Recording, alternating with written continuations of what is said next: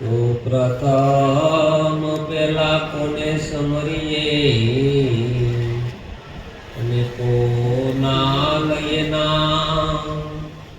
માત પિતા ગુરુ આપણા લઈ અલખ પુરુષ નામ. તો મોટામાં મોટો ગણ્યો અને ગુરુ તણો મહિમાય. ઈશ્વર ઓળખાવે નહીં તો ગુરુ કરે શું થાય? એક ઘડી આધી ઘડી અને આધી મેં પુનિયાદ. તુલસી સંગત સંત કી ઘટે કોટી અપરાધ. સદગુરુ મહારાજ.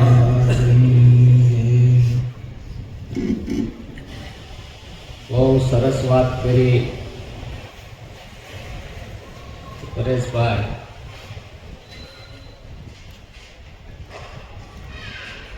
ખૂબ સેવા કરે છે, એનું વર્ણન કરી શકાય નહીં. એક એની દિલની વ્યથા છે. વાત સમજ્યા જેવી છે કે જો નાનપણમાં ભક્તિનું બીજ રૂપાય ને બાળકની અંદર તો મોટું વટ અવળે માર્ગે જાતા બસી. કારણ કે 5 વર્ષના ધ્રુવ છે. જો વિચાર તો કરો, જેને તીવ્રતા હોય તો વાત તો સમજાવી શકાય એવું કઈ છે. તીવ્રતા ઉપર આધાર છે. આમ એની લગ્ની કેવી છે તો સત્ય વસ્તુ મળશે વારસામાં, અને સત્ય જ્ઞાન મળશે તો એની દિશા નહીં ભૂંટાય. ભવિષ્ય ઉજળી બનશે. ભારત છે ઋષિ મુનિનો દેશ છે. કેવો છે?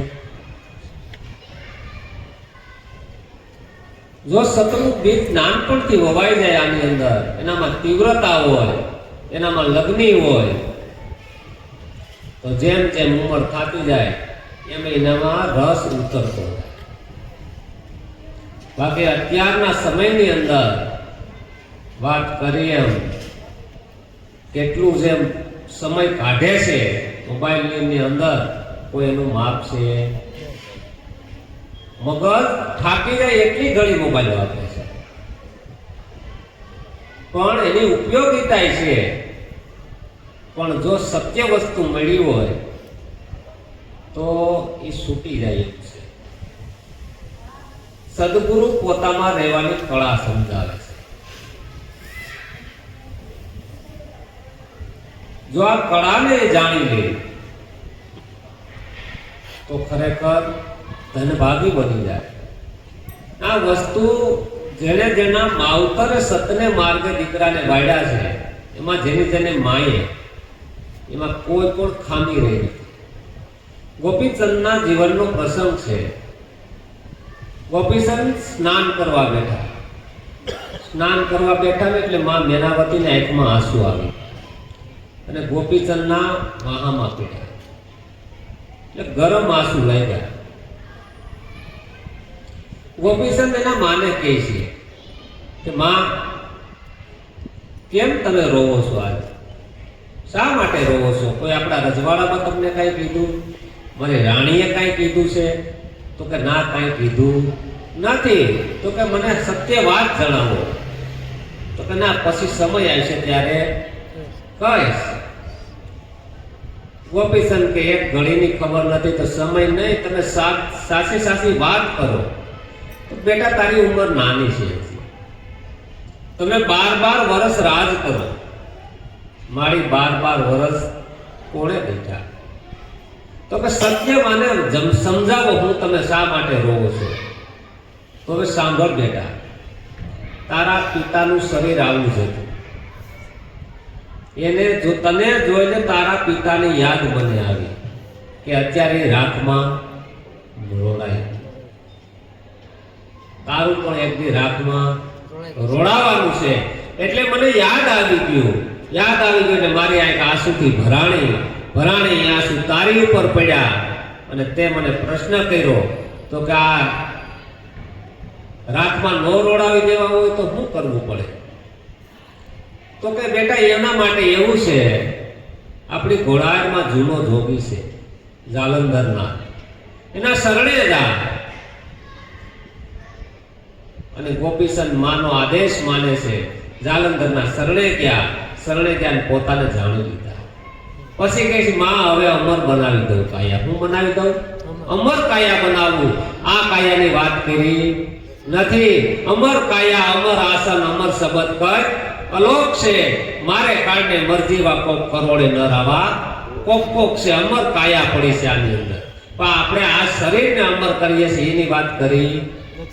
અમર આસન પડ્યું છે અને અમર શબ્દ પડ્યો છે આની અંદર. આ ત્રણ વસ્તુ જ્યારે ગોપીચંદને સમજાવી એટલે માં મેનાવતીને કહે છે કે માતા આને હું હવે અમર બનાવી દઉં. માતાને હરખ થયો. આ સત વસ્તુને જીવી લીધી એને હું. જ્યારે લખીરામ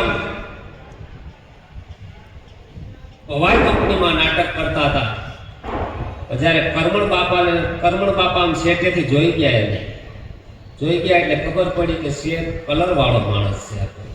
આયલ ઉપરથી ખબર પડી જાય. આયલ ઉપરથી ખબર પડી ગઈ એટલે આવ્યા એટલે કીધું કરમણ બાપાએ કે વેહ કેતી ઉતારવું. શું કીધું? વેહ કેતી ઉતારવું. જો આમાં કઈ એને પ્રશ્ન નથી, ઉતારવા વાળો મળે તો અટાણે.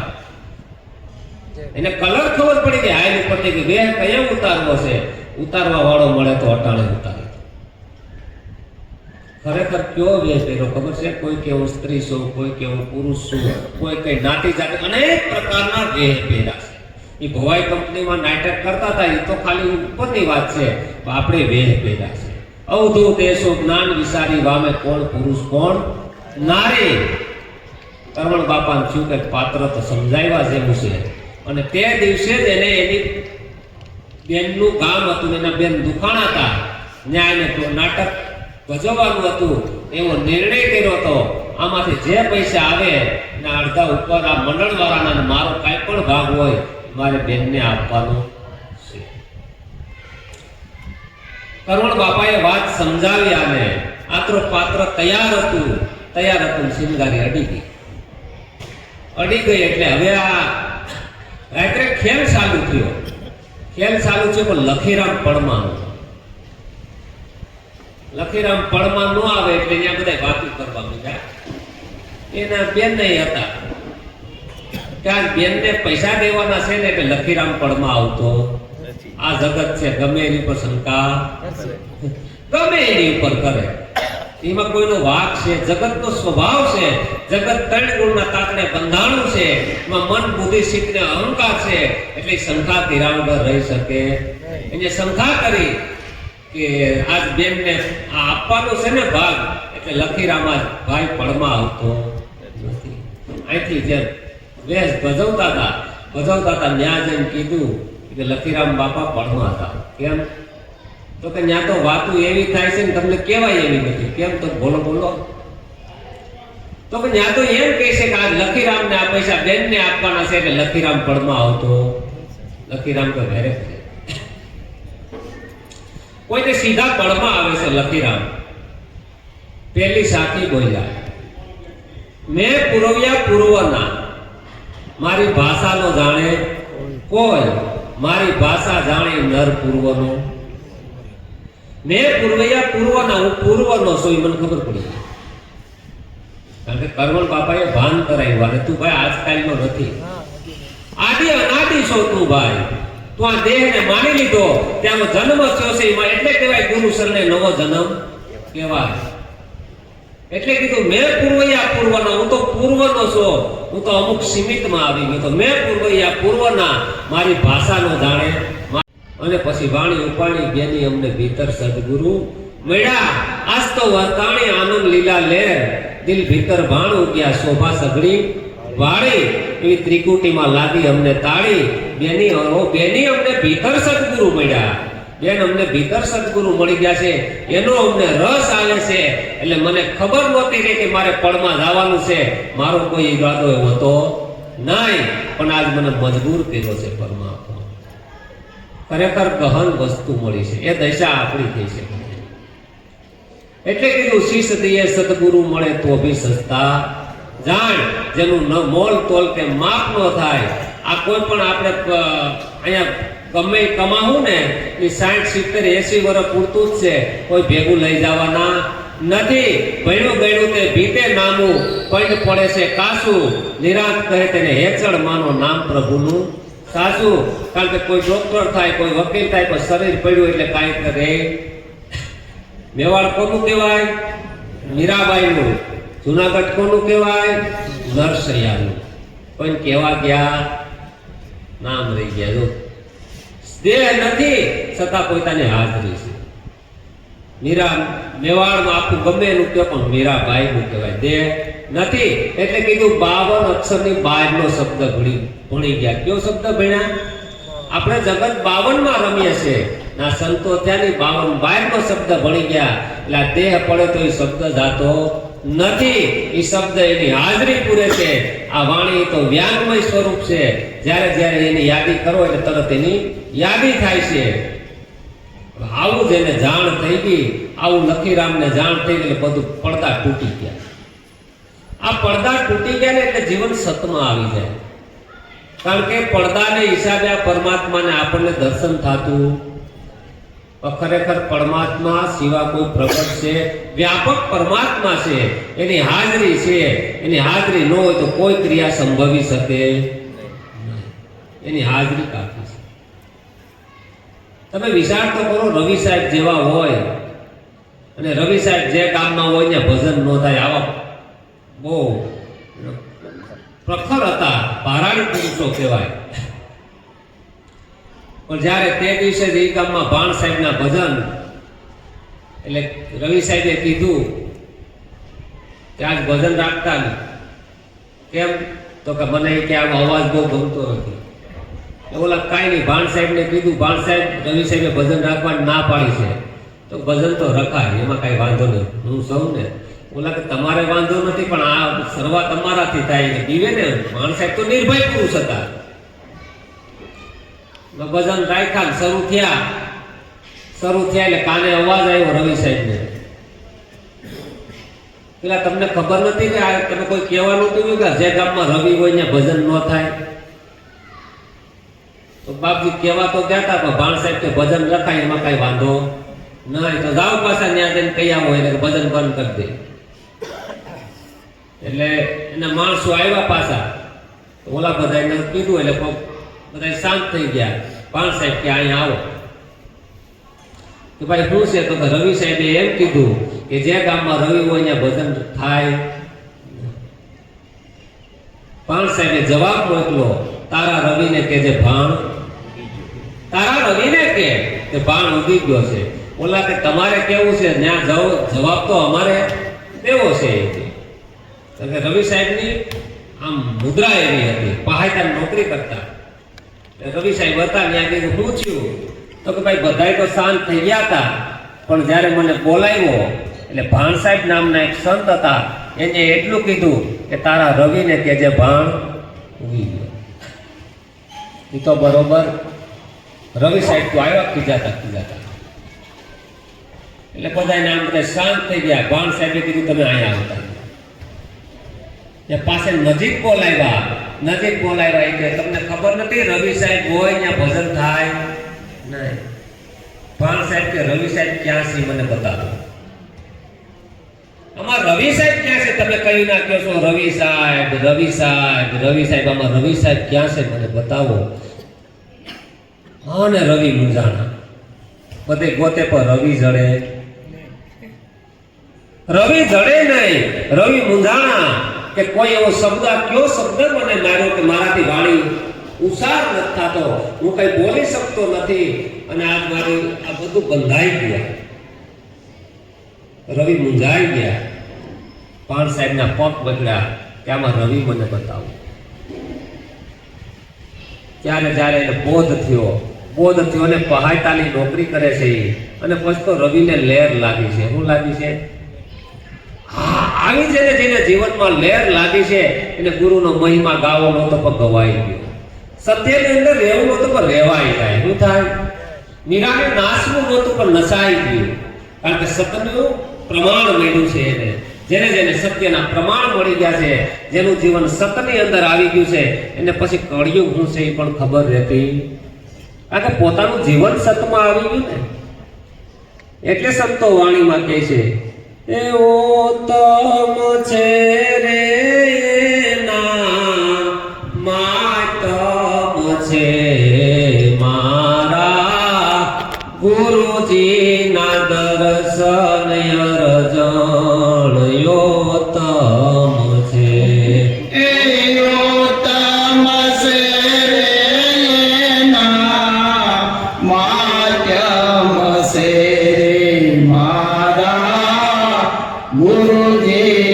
દર્શન અરજણ ઉત્તમ છે.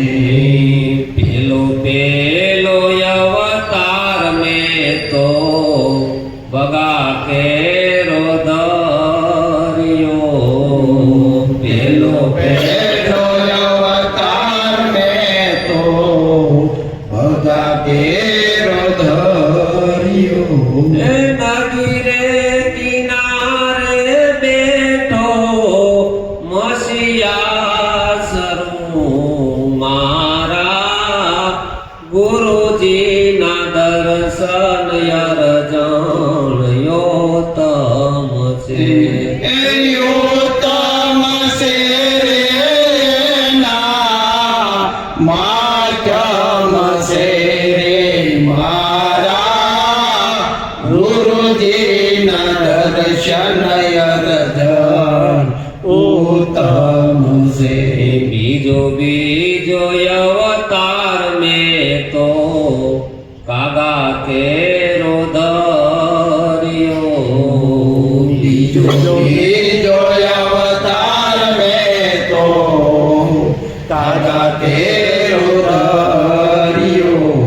એ સુકીરે લાકડીએ બેઠો સાસ તો ઘસું મારા ગુરુજીના દર્શન અરજણ યોતમ છે. યોતમ છે રે ના માધ્યમ છે રે મારા ગુરુજીના દર્શન અરજણ ઉત્તમ છે. ત્રીજો અવતાર મેં તો હસ કેરો ધર્યો. ત્રીજો અવતાર મેં તો હસ કેરો ધર્યો.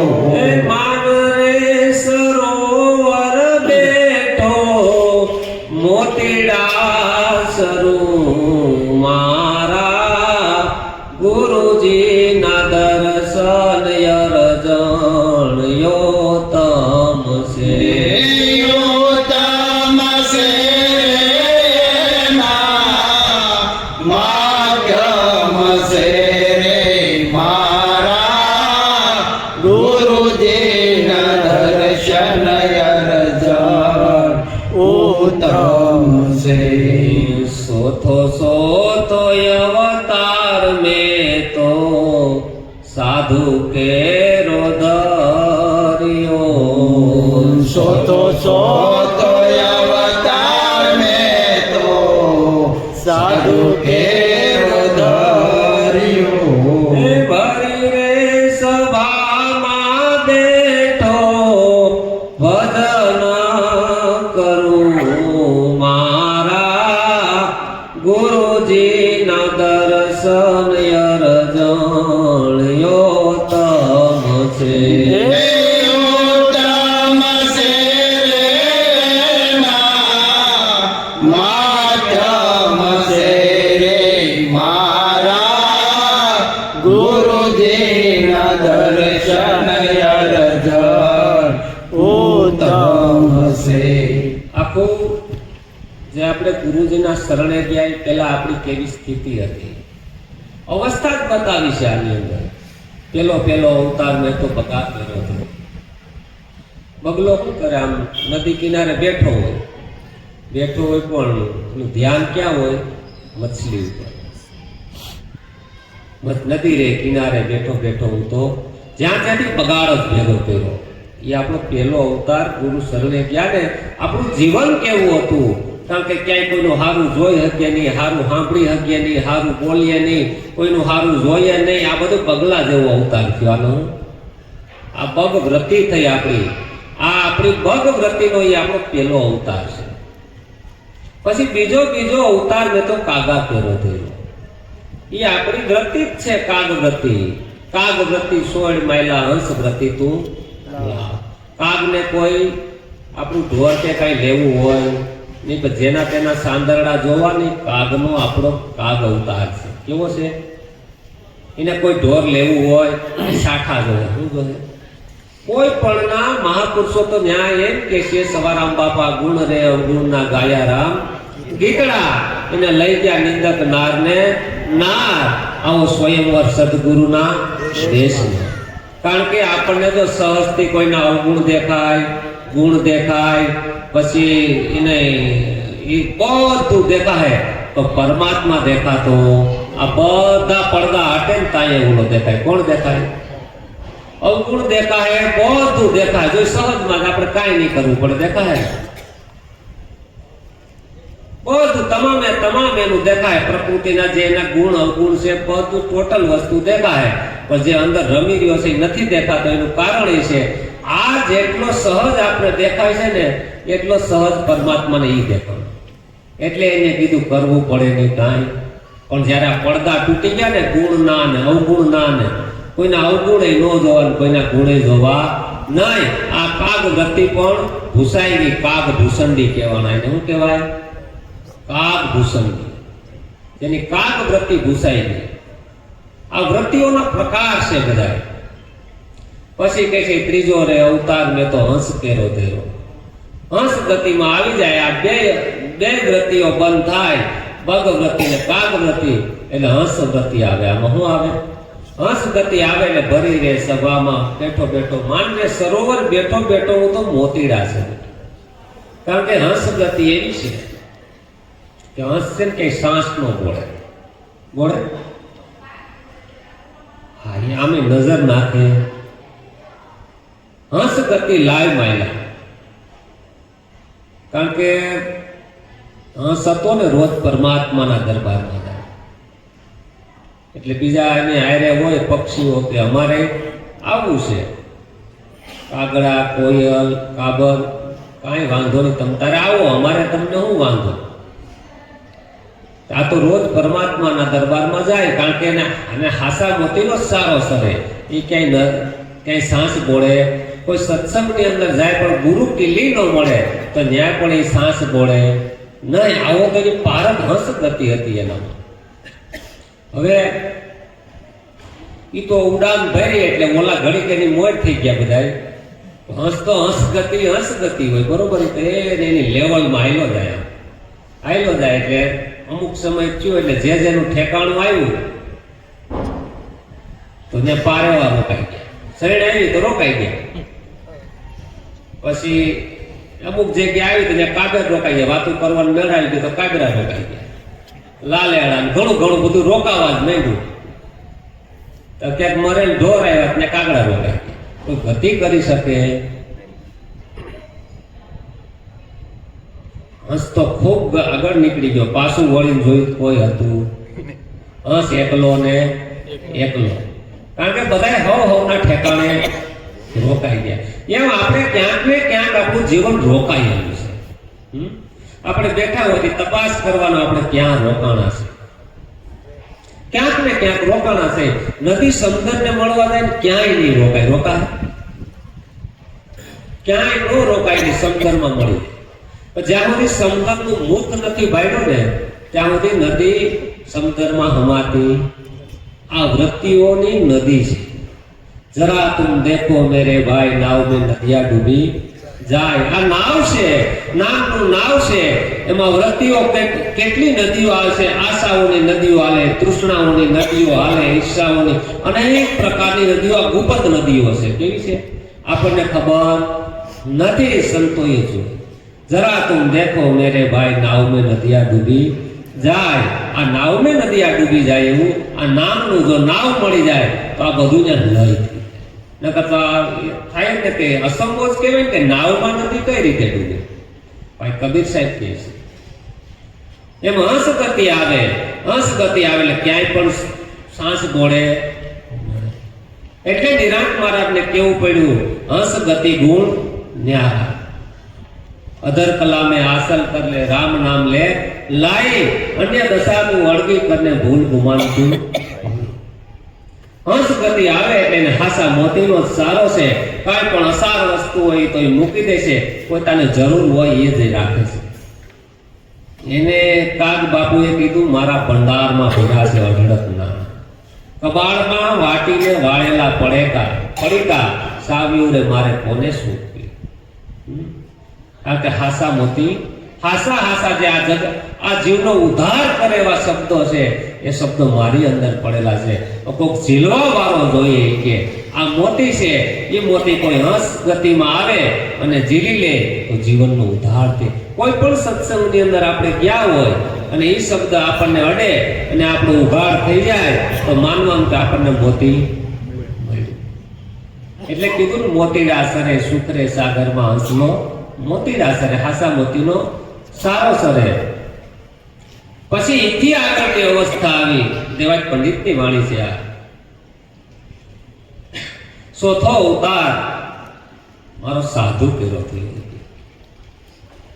ત્યારે હું સાધુતામાં આવી ગયો, મારી સુરતા સંધાય. હવે મારે ત્રુટક ક્યાંય છે. હવે હું નિરંતર આવ્યો એટલે ભરી રે સભામાં બેઠો હું તો ભજન કરું. ગમે ત્યાં જાય પણ એનું ભજન ચાલુ છે, સહજમાં છે.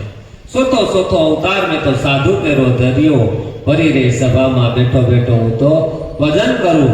મારા ગુરુજીના દર્શન ઓતમ છે એના ઘણા ખૂબ માયતમ છે.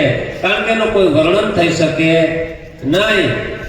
જન્મ મુનિ જતન કરે પણ આ પદ હાથમાં ન આવે. કારણ કે બધા એક જ કીધું મને રામ પદ મળે. કારણ કે રામ પદ છે ને, ભલે કેટલા જન્મ લેવા મળે, યાચના કરી છે કે જન્મ મને રામ પદ મળે. કારણ કે રામનું પદ એવું છે ને એ તમને ક્યાંય અધર્મના આશ્રમમાં જવા દે નહીં. રામનું નામ એવું છે ને ક્યાંય તમને અધોગતિમાં જવા દે નહીં, સતના આશ્રમમાં લાવે. ખરેખર વારંવાર હું ભલામણ કરું છું, કાંઈ નથી કરવાનું, સત્સંગ તો અહો નિષ્કર. 2 કલાક પરમાત્માના અર્થે ગાડી છે, કોઈ દી એડે જાહે નહીં.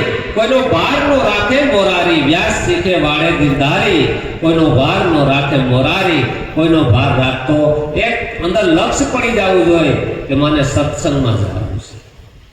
હાજરી પુરાવો, તમને આવડે ન આવડે, સમજાય ન સમજાય, અંદર બેઠો એ અભણ છે. એને એક નિષ્ઠા બંધાઈ જાય આપણી કે મારે સત્સંગમાં જવું છે. આપણે કેમ સવારે ઉઠીને રોજ ધંધે જાય છે, ભલે અમુક કામ હોય ત્યારે કરે. જો સત્સંગનું વ્યસન થાય તો આખો દિવસનો થાકોડો સત્સંગમાં ઉતરી જાય. ક્યાં ઉતરી જાય? આ સંત શાળા છે. કારણ કે શુભ ગતિ પકડાવશે. એમ થતા જો સત્સંગનું વ્યસન થઈ જાય ને તો જેમ ઉંમર થતા નકર છેલ્લી પાછલી ઘડી કેવી છે, આપણા દેહનો ઉત્તરાર્ધ ભાગ અફસોસની જિંદગી છે.